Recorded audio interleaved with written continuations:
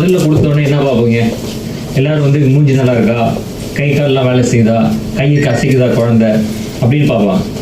So இப்போ இதை பார்க்குறப்பவே முதல்ல வந்து இந்த குழந்தைக்கு நம்ம எல்லாரும் பார்க்குறது அந்த முகம் இல்லை, முகம், கண், மூக்கு, காது எல்லாம் நல்லா இருக்குதா, எல்லாம் ஒழுங்காக வேலை செய்யுதா, குழந்தைக்கு சத்தம் போட்டால் காது இதெல்லாம் பண்ணி இந்த குழந்தைக்கு நல்லா இருக்கான்னு பார்ப்போம். இப்போ இதே குழந்தை வந்து ஒரு பிரச்சனையோட பிறந்ததுன்னு வச்சுக்கோங்க. அதாவது முகம் வந்து சரியில்லை அப்படின்னா அதுக்கு காரணம் என்னன்னு பார்த்தீங்கன்னா, முகத்தில் வந்து நம்ம மண்டை ஓடு இருக்குது. முகத்துலேயும் நிறைய சின்ன சின்ன எலும்பு பார்த்தீங்கன்னா எல்லாம் ஒவ்வொன்றும் சின்ன சின்ன எலும்புகள். அதே மாதிரி வளரணும்னா அந்த மண்டை ஓடு அப்படியே இருக்க முடியாது, மண்டை ஓடு எக்ஸ்பேண்ட் ஆகணும்.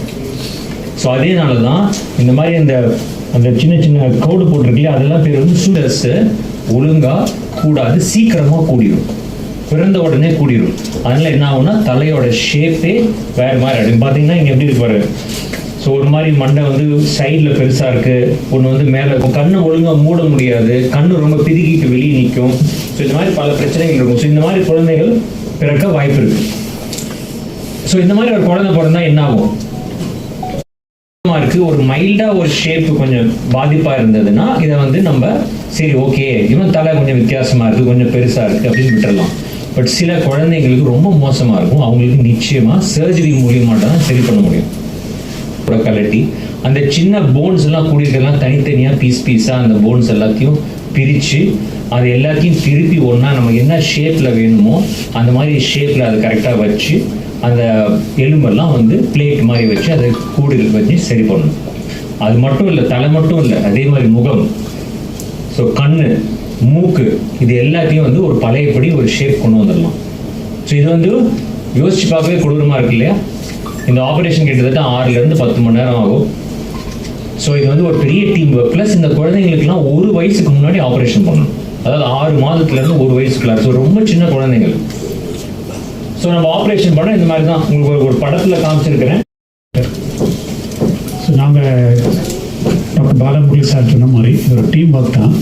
ஏன்னா வந்து இது மூல சம்மந்தமானது, முக சம்மந்தமானது ரெண்டுமே இருக்கும். ஏன் ரெண்டுமே கம்பைன் பண்ணுறீங்கன்னா, ஒன்று வந்து இது அந்த குழந்தை நாங்கள் லாஸ்ட் டைம் ஆப்ரேட் பண்ண குழந்தையோட ஒரு மாடல், அதே சைஸ்க்கு எப்படி அந்த ஸ்கல் இருக்குமோ அதே சைஸ். நாம் அந்த குழந்தைக்கு வந்து ஒரு சிடி ஸ்கேன் பண்ணி அந்த சிடி ஸ்கேனை யூஸ் பண்ணி 3D மாடலிங் பண்ணுறோம். அந்த எலும்பை பார்த்தீங்கன்னா ஃப்ராண்டல் போன்னு சொல்லுவோம், முன்னாடி இருக்கிற அந்த எலும்பை வந்து இது இங்கே இருக்கிற அந்த சூச்சர், சார் சொன்ன மாதிரி சூச்சர்லாம் ஃபியூஸ் ஆகிடும். ஸோ அதை என்ன பண்ணோம்னா இதை கொஞ்சம் பிளானிங் பண்ணணும். ஃபஸ்ட்டே முதல்ல உட்காந்து எப்படியா இதை ஃபுல்லாக ஓப்பன் பண்ணணும்.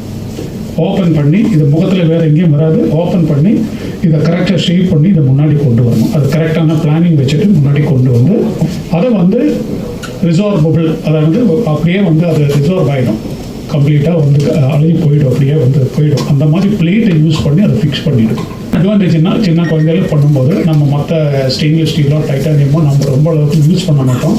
ஏன்னா இது வந்து திருப்பி போய் ஆப்ரேட் பண்ணி எடுக்கிறதும் கஷ்டமான வேலை. இப்போ எதுக்காக நம்ம இது சொல்கிறோம்னா, இது பண்ணனா இன்னொரு அட்வான்டேஜ் என்னென்னா, இந்த போனை வந்து சரியாக வளரலைன்னு வச்சுக்கோங்களேன், ஃப்யூச்சரில் என்ன ஆகும் குழந்தைக்கு. இப்போ சார் வந்து சைக்கலாஜிக்கல் இஷ்யூஸ் வரும், பிறவியில் வந்து ரொம்ப குறைபாடுகள் வந்தால் ஸ்கூலுக்கு போக மாட்டாங்க. 5ஆம் கிளாஸ் நிறைய குழந்தைங்க பார்த்தீங்கன்னா 5-6 வயசுலலாம் ஸ்கூலுக்கெல்லாம் வெளியே வந்துடுவாங்க, போக மாட்டாங்க.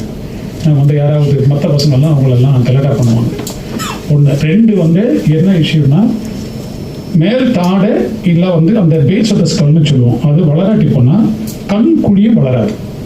இந்த கண் குழி வளராட்டி போனால் கண்ணு பெருங்கனமாக இருக்கும், அதுவும் ப்ராப்ளம் வரும். அப்போ கண்ணுக்கு இன்ஜுரியாக இருக்கான வாய்ப்புகள் ஜாஸ்தி. 2 3வது மேல் தாடை கீழ்த்தாடை உங்களுக்கு தெரியும், அதாவது வந்து 18 வயசு வரைக்கும் இது வளர்ந்துட்டு இருக்கும்.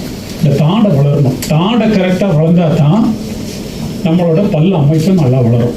ஸோ இதெல்லாம் ஒரு காம்பினேஷன் தான்.